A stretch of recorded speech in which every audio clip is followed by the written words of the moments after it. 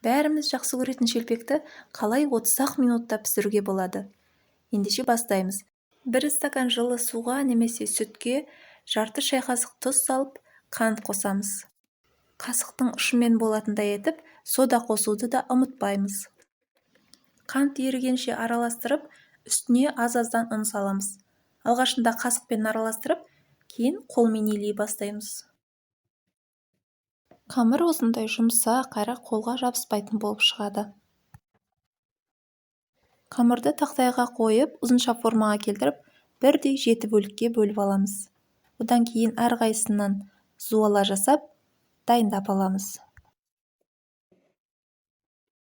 Осы уақытта табаға сұйық май құйып, газға қойып қоюды ұмытпаңыз. Қызып, дайын болып тұрады. Шелпектің барлығын бірдей формада жайып, дайындап аламыз. Қызып тұрған майға шелпектерді кезек-кезек салып, пісіріп шығамыз. Байқасаңыз, мен шелпектің қамырына дрожь қоспадым, бірақ соданың әсерінен шелпегіміз көтеріліп, жақсы болып пісіп шықты. Өте жылдам дайын болатын әрі дәмді шелпекті сіз де жасап көріңіз. Видео ұнаса каналыма тіркеліп, қолдау көрсетіп қойыңыз. Сіздермен болған Замира.